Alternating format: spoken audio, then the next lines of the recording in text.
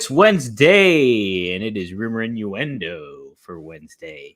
I'm Dominic DeAngelo from Ad-Free Shows, SCScoops.com, and I'm here with, as always, Robert Karpeles, WWE Creative _ish on X, and I'm happy to be with him today. Robert, good to see you. Happy Wednesday, man. Happy Wednesday.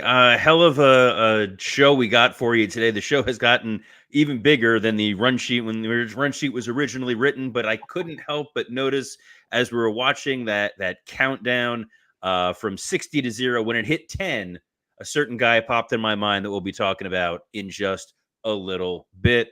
Want to throw some shout outs here to those folks in the chat room. First, Christopher Zanto, good morning from California. Let's talk some Billy and the CW. I'm ready. Got the pumpkins playing in the background. I'm really, let's hook them up. Look, Chris, we were all ready to talk about Billy and the CW. Unfortunately, bigger news story has emerged today, unless, Chris, you want us to forego talking the legacy of Virgil. That's right. I'll put this on you, Chris. Do you want to besmirch our man Virgil? Alt Jake here says R.I.P. Virgil. The afterlife got a little more meaty. Dom, I think that's the perfect place for us to start. That's it. Yeah, we are going to start with that. Virgil, better known as Mike Jones, passed away today. This morning at the age of 61. He was suffering from dementia. He was diagnosed with dementia back in 2022 and then suffered a series of minor strokes, even up until last week, I believe he had some. And Mark Charles, who is actually a referee in the local promotion for KSWA, was with the family when he passed.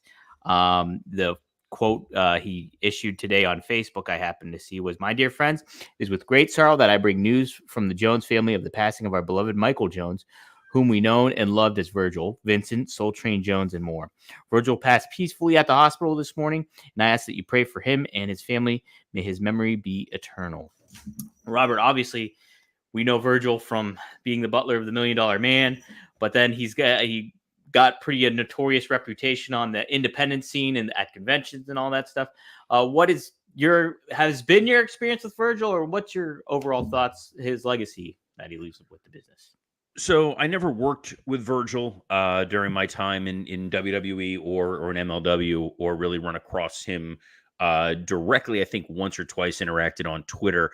But if you are a wrestling fan of a certain age, and I'm in that certain age, I'm 41, and I was texting with Mike Lawrence, who's one of my co-hosts on Wrestle Roast, great comedian.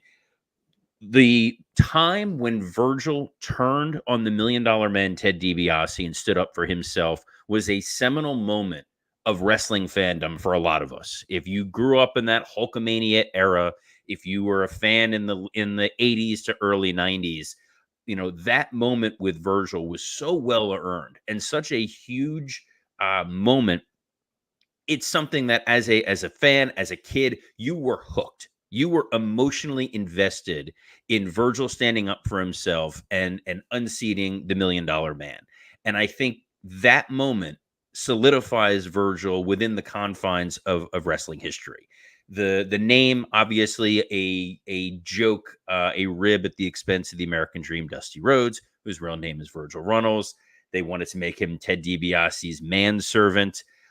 Vince had always said that he felt that Ted DiBiase would be the character he could play if he were a wrestler.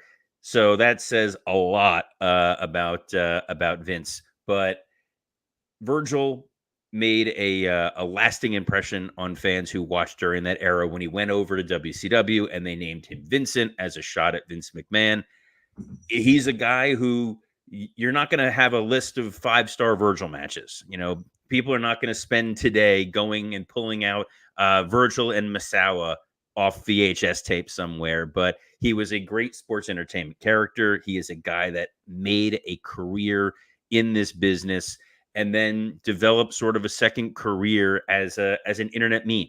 We've all seen the pictures of Virgil alone at a table, set up in a Subway or wherever that may be to try to get sell autographs, cash in on that legacy. He'd come back a number of times to WWE and AEW. He's one of those guys who's just sort of been synonymous with the wrestling business He's someone I look back fondly on in terms of just wrestling fandom. And yeah, rest in peace, Virgil. Dom, have you had that was hard for me to say, any interactions with Virgil? Yeah, I've had a couple. So back in 2009, I was just at Clarion University. I was leaving. I was going to go move to Philadelphia. But before that, there was a signing in Greensburg, Pennsylvania. Bruno Sammartino, Dominic DeAngelo were going to be there. And I grew up a huge fan of Bruno. Like, always wanted to meet him. Always wanted to get that interaction. So go to the Greensburg Mall with my brother Marcus.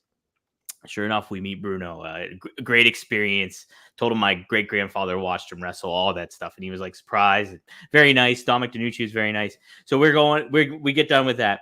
We're walking around the mall. On the other level of the Greensburg Mall, there's Virgil, and he Marcus, my brother, starts chatting him up a little bit and stuff like that, and Marcus is like, "Hey man, can I get like a picture or something?" Or I think Virgil offered to get a picture for like $10, and Marcus is like, I don't have that. How about $5? And he was like, "All right, I'll take $5." So $5 picture for my brother Marcus with Virgil, and then I got to meet him again just in passing. I live in the Little Italy area of Pittsburgh, so it's called Bloomfield. They have a thing called Little Italy Days where there's all these stands set up, people, tables, everything like that. Sure enough, Virgil was at one of them, like probably about 4 years ago, and so brief interaction with him there. But that's kind of been it. But yeah, I mean, my fandom, it is like Virgil had an impact during that era, like from when you think about it, from obviously his Ted DiBiase experience. But yeah, I growing up a WCW kid and being very invested in that NWO angle and everything like that. I mean, he felt like a valuable aspect to that whole thing in a lot of ways. Just an added character that you recognize from WWE that was in that group that just run roughshod over WCW. So he added that other element on there. Fun to see him as a manager on WCW, NWO Revenge, all that stuff. So, yeah, look, he had action figures. He was in video games. He was a part of the wrestling world.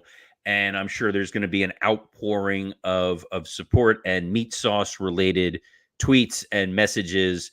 Virgil, the unofficial official spokesperson of Olive Garden. So hopefully they capitalize on that there. But no easy way to transition off of that. We'll just say RIP Virgil. Also, not the best time to do a Blue Chew ad right after that. Usually after our top story, that's where we go. The only person who probably would have appreciated it probably would have been Virgil. Might have been Virgil. He would have been like, "This is great. This is awesome. You got to pay me a cut of whatever you're getting from that." What? Robert, just go into it. I'm going. I was going with it because you know what? Rather than taking that $5 and getting a picture with Virgil, we want to tell you a better way to spend that $5 because this episode is sponsored by Blue Chew. Let's talk about sex. Guys, remember the days when you were always ready to go? Now you can increase your performance and get that extra confidence, that little extra meat sauce in bed. Listen up, BlueChew.com. Blue Chew is a unique online service that delivers the same active ingredients as Viagra, Cialis, and Levitra, but in chewable tablets and at a fraction of the cost. You can take them anytime, day or night, so you can plan ahead or be ready whenever an opportunity arises. The process is simple. Sign up at BlueChew.com, consult with one of their licensed medical providers, and once you're approved, you'll receive your prescription within days. These tablets are made in the USA and prepared and shipped directly to your door in a discreet package. Blue Chew, guys, wants to help you have better sex. You want to get that $1 million title in bed just like Virgil had. You want to throw it up over your shoulder so you can discover your options at BlueChew.com. Chew it and do it. And we've got a special deal for our listeners. Try Blue Chew free when you use our promo code RUMOR at checkout. Just pay $5 shipping. You don't need that $5 for a Virgil picture. You're going to use it here. That's BlueChew.com, promo code RUMOR, and receive your first month free. Visit BlueChew.com for more details and important safety information. And we thank Blue Chew for sponsoring this fond remembrance of Virgil. Yes. Never-ending breadsticks indeed for the meat sauce. And a little shout out right here to Johnny Disco. I come for the wrestling news and stay for the Blue Chew ads. Not the way I thought you were going to use the word come in that sentence, but we're going to take it. Nice to have you here. $5 shipping. We can use that promo code RUMOR, but 10 10 is the magic number for our next story, Dom. That's right. And I give you a 10 on that ad read. And it's for, obviously, hey, Shawn Spears back in NXT, but he is not the perfect 10 Ty Dillinger. He is indeed Shawn Spears. He attacked Ridge Holland with a chair, nonetheless. And those cryptic messages we've been seeing for several weeks on end on NXT programming ended up being Shawn Spears. And yeah, he's legit Shawn Spears, not Ty Dillinger. Robert, what do you kind of think of this? Him back in the NXT fold seems like a good move because he's taught wrestling and has trained wrestlers and stuff like that. So, and he's got a good veteran perspective on things. Give me your thoughts. Shawn Spears was a guy during his last WWE run that got that 10 gimmick over at a point in time where there were significant constraints on the creative avenues for wrestlers. So we've talked about this of late. We talked about Rob Fee and his new role. We've seen what's going on with Drew McIntyre, with Alpha Academy, R-Truth, a number of guys who, when they give you the ball and run with it, they make the most of it. And that was what Shawn Spears did in an era where that really was not allowed. I would put him up there with Zack Ryder in terms of guys who got a groundswell of fan support when the WWE was not necessarily all clued in on this guy. When he went over to AEW as a friend of Cody Rhodes, as a very capable hand, he was used intermittently. He would get heated up, they would put him out there, and then they would cut his water off. I think when he was the chairman, that stuff worked. Even when he was doing that chair gimmick with MJF, it was a lot of fun. He's a guy who has the look, who has the size. Something just crashed in the background there. That was food dish. That was Shawn Spears. He's swinging the chair behind you. We're not putting him over enough, but no, I think he's exactly what you want for NXT. He's someone who can train the younger guys, work in the performance center. He's someone who's going to be able to contribute immediately on TV. He's a guy who's willing to risk his body and his neck by working with Ridge Holland, who I don't love Ridge Holland's gimmick. I don't love playing up what happened in real life with Big E, but that's beside the point. I think that this is a great hire for NXT and a great situation for Cody to have another ally there as you go into WrestleMania. He's someone who can tell that American Nightmare Cody Rhodes story and give you a little bit of extra emotional oomph. That's a great addition too. Yeah, in regards to that. And Cody did tweet out. He just tweeted out 10 to reference Shawn.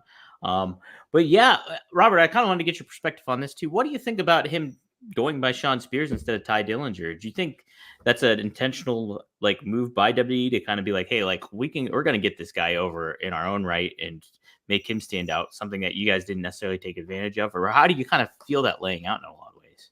I think there's a part of that where the Ty Dillinger character carries with it some baggage. Mm-hmm. When you look back and think of it, you're thinking of 10. He's a guy who AEW should have truly capitalized on. I think he should have been a lot more plugged in, a lot more useful than how they used him. So bringing him back in, calling him Shawn Spears, you don't want to insult the audience necessarily. We saw that when Nash came back and he didn't come back as Diesel. When Sean Waltman came back, he didn't come back as the 1-2-3 Kid. The NXT audience is a smaller audience, it's a savvier audience. It's the same audience that's most likely watching AEW. So why not capitalize on that name recognition? There are fans, believe it or not, who might not know that Shawn Spears was Ty Dillinger. So to them, this is a huge jump. This is a guy who went from AEW to WWE. We're using huge in a relative term here. You may need to pop a Bluetooth for it to quantify as huge. But good pickup, good addition. Same way they're using the Good Brothers on NXT. It's complementary pieces. It's you're building a young brand, but leveraging some of those more established stars. That was the vibe. That was the point of NXT. It's like a massive glorified indie, and I'm here for it. I'm excited. I am too. And you mentioned the Good Brothers. Somebody that has tie to the Good Brothers is somebody that's likely headed to WWE is Tama Tonga. First reported by Wrestling Observer Newsletter and then confirmed by Fightful. The Tama Tonga seems all but headed towards WWE.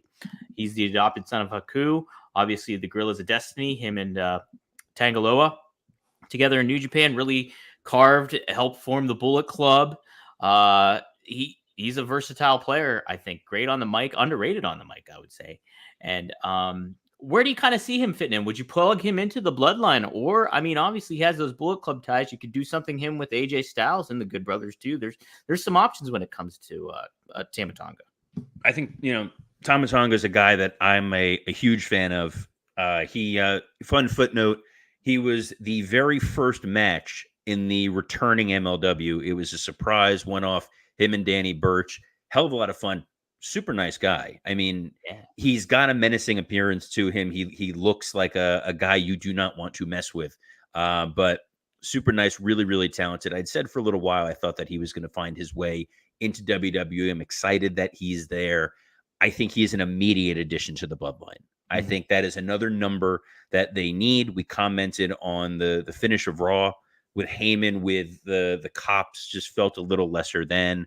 Whether this is Roman being unseated after he loses at Mania and Rock brings in another young guy. This is somebody to work to team with Solo. Maybe him and Jimmy are working together. You need to have another piece. There needs to be more to the bloodline than what currently exists. Our hope is Tama Tonga, maybe, fingers crossed, Jacob Fatu. You've now refreshed that group, and the advantage that they have, the collateral, the goodwill that they, I don't know, collateral, the goodwill that they've accumulated, the currency, that's the word I was looking for there, that they've got from the bloodline is you brought Solo in as a guy from NXT, and he suddenly feels like a main event level threat. Jimmy Uso feels like an individualized, heel. He's Joe Pesci from Goodfellas. Jey Uso became main event Jey Uso coming off of this. There's still a lot of juice in the bloodline. People laughed when Paul Heyman, the advocate, one of my all-time favorites, said last year that we were only in the bottom of the third when we were coming up to Mania. And people were like, I don't know. Guys, this baseball game is still going on. So, let's get Ken Burns out here. Let's start filming a documentary. But really excited about it. Great signing by Hunter and by WWE. I know he's somebody that's so versatile. You could plug him in a lot of ways as a really, really good heel, a really, really good baby face. It'll be interesting to see where they lay him out, especially with the Usos likely facing one another at WrestleMania and stuff like that too. Where does he come into play? Good stuff. Something else pretty chock full of news was the TKO Holdings, the 2023 business report. Mentioned Vince McMahon. They say Vince still holds voting power. In the statement made, Vincent K. McMahon, who served as executive chair of the company's board of directors until January 26, 2024, controls a significant portion of the voting power of the issued and outstanding shares of the company's common stock. Now, Robert, you can give your perspective here. I can continue because there's some stuff more regarding Vince McMahon as Mark Shapiro distanced themselves from Vince. But do you have any kind of perspective on him having voting power at this moment in time when it comes to? So I do want to because the COO had a comment. He said that he, being Vince, will do whatever he's going to do, and we're all on the sidelines.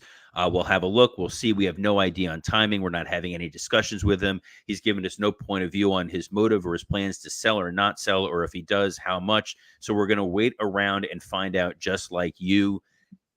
Minor business entities point of clarification here. So Vince voluntarily stepped down from his position, however voluntary that may be is debatable, but he still does own a significant amount of stock, and you cannot necessarily force somebody to sell their shares, the stock that they own. That is what Vince has. Those shares come with voting rights. Vince has sold stock before. He may sell stock again, but this is not a revelatory story. This is not, breaking news that Vince is back or he now has power. He is a shareholder. If you are a shareholder in a company, you have potential voting rights, whether that is 1 share or 1,000 shares or 1,000,000 shares. So Vince is going to have some degree of voting power. He doesn't have enough to be a majority to make any sort of material decisions. I don't think he wants to. The only thing that he has right now to really protect his financial future is the health and stability of TKO. And that's why he stepped back. That's why he has stepped away. And he will sell portions of those shares over time to help fund increasing legal bills. And eventually, when he goes and hides out in Saudi Arabia living with the royal family. That is, by the way, how I legitimately see this, an avenue of this ending for Vince. Wow. Is he's made friends with the Saudi royal family. I think that they would probably welcome having him over there, and he would live pretty well in the kingdom of Saudi Arabia, far from all the issues going on here in the United States. Wow, man, what a development that would be. Jeez, I think that'd be wild, but I could kind of see it. But I also see there's that part of Vince that like no retreat, no surrender. right? Like I've beaten the government, I'm staying. You never know. With Vince, the dude grew a mustache. The guy hated facial hair for so long. Like that was one of the things I was like, don't grow facial hair if you're working here. Now I have facial hair. This is a post-COVID phenomenon, but never had facial hair because it was like, I don't want to deal with the facial hair. It's like Steinbrenner and sideburns. Right. Stuff I don't want to deal with. But you know what I do want to deal with, Dom? I want to deal with All Elite Wrestling, which has a big show tonight. Yeah, here's a little preview here. They had this all listed on the advertisement graphic for tonight's show, which is hailing from Conrad Land in Huntsville, Alabama, by the way. Sting's final Dynamite. Well, you'll see Conrad in the front row. Wherever he's sitting, you'll probably still see him. We love you, Conrad. There we go. We love you. Eddie Kingston and FTR will be tagging up to fight the Blackpool Combat Club and Bryan Danielson, Claudio Castagnoli, and Jon Moxley. A legacy match here. Chris Jericho returns to AEW Dynamite to fight Atlantis Jr., who Chris Jericho made note that he fought his father when they were in CMLL together as Corazio de Leon. Also on tap, we have Chris Statlander versus Sky Blue. Will Ospreay will make his official debut as an official AEW roster member. And then Hangman Page addresses his Revolution status. Robert, what do you kind of hope to look out for here when it comes to maybe a creative change, a new era kind of seeing? We got Jennifer Pepperman now in the mix and everything like that. What are you kind of hoping to take note of as this show progresses maybe tonight? So I think on the Jen Pepperman piece, it sounds as though she's being brought in to work with Mercedes Moné. So we may not see her fingerprints on anything until we get to Big Business, where it kind of feels like that's when we're going to see the former Sasha Banks show up. It's Sting's last Dynamite. We talked about this before. They've teased this Flair heel turn, I think specifically so you can get one last Flair and Sting in the ring on Turner Television with Shivani in the middle of the ring. It's pure fan service, but I have a feeling that's what we're going to wind up getting. One last time, Flair and Sting antagonistic. Tony standing in the middle, looking lost with an earring. Waiting for his time cue. We love you, Tony. Eventually that suit will fit. Eddie and FTR versus Blackpool Combat Club. So I don't tend to watch Collision. I watched it this past week for a Wrestle Roast Patreon episode that I did with Scott Chaplin, Dan St. Germain, my co-hosts. And it was great seeing FTR in action because they're just not on Dynamite. It was great seeing Eddie Kingston. He doesn't show up on Dynamite. Glad to see them there. I think it'll be a really fun match. The Jericho thing, anytime I mention Chris Jericho on this show, guys, people are like, oh, no, here it is. Click. Oh, God. Wrong guy. That was previous management. We've talked about the problems of having Chris Jericho on TV, of it being a distraction, of it being something that has taken away from the overall product. Having him on there against a masked guy who I wrestled your dad once, I don't know what you're really accomplishing here.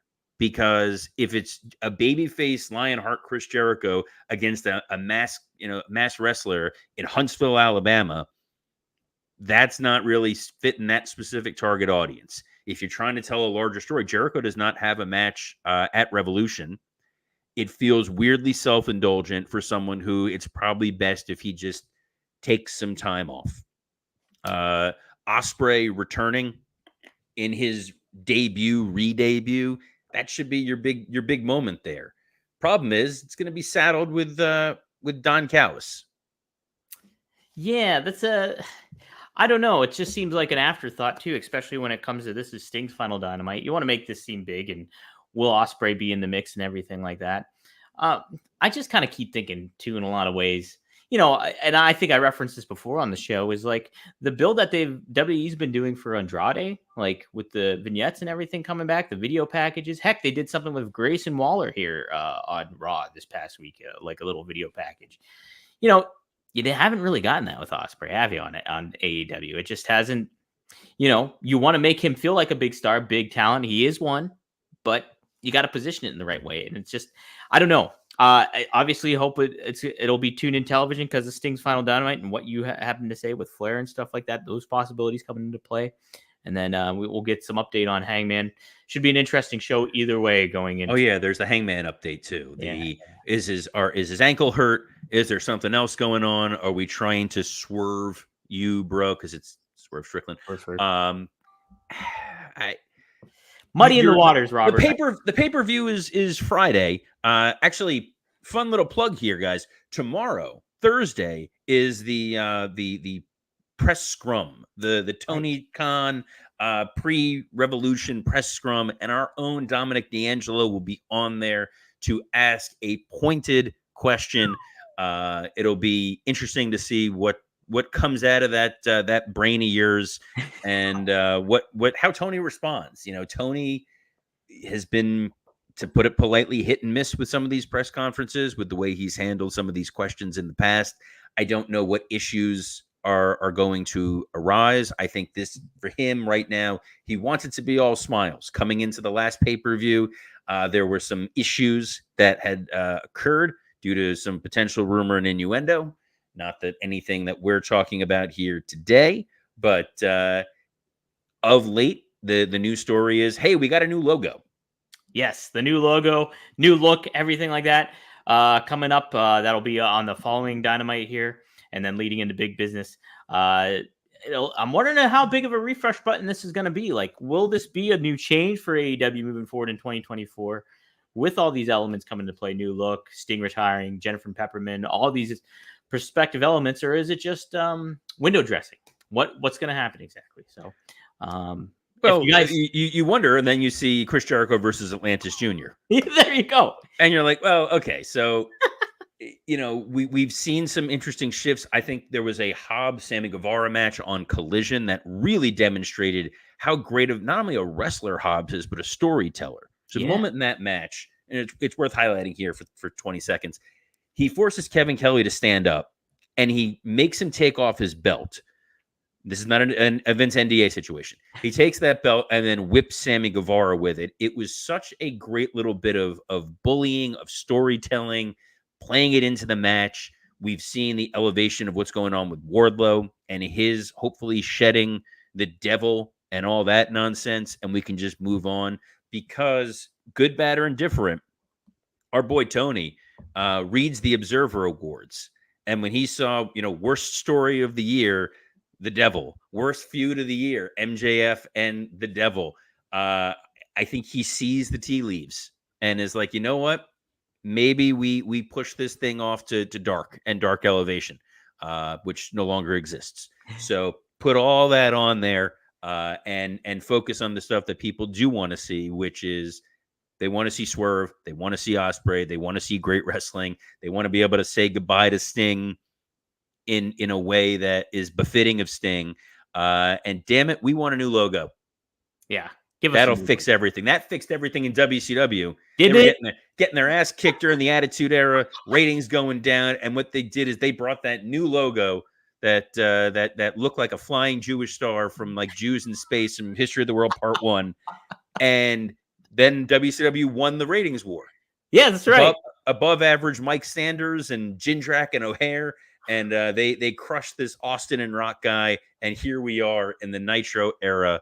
Oh, wait, no, that's completely wrong. But what's not completely wrong is the fact that you want to hear more Dominic DeAngelo. Dom, where else can the fine folks hear you? Sure, guys, you can find me at One of a Kind with RVD if you go to rvdtv.com.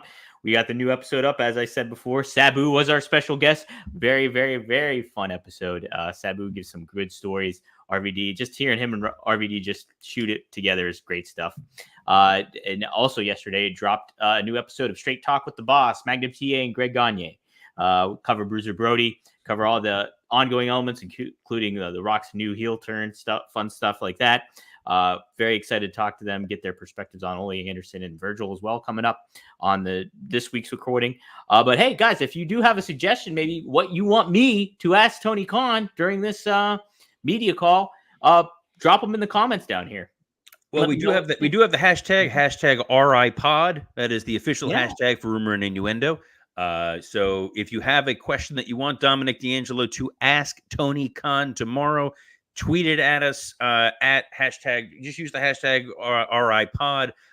You can tweet that to any of the places where you may be watching and streaming this show right now. So at Dominic DeAngelo's Twitter, at WWE Creative _ISH, at SE Scoops, as well as at Podcast Heat. And then also the Rumor and Innuendo and ad-free shows, YouTube pages where we are streaming. Man, we are everywhere. Wherever you get your podcasts, as Dom's doing I can't tell if that's an everywhere thing or you're like a mime slowly drowning. It's up to interpretation. All right. Well, on behalf of the highly interpretive Dominic DeAngelo, I'm Robert Karpeles. Best of luck in your future endeavors. Goodbye. RIP to Virgil.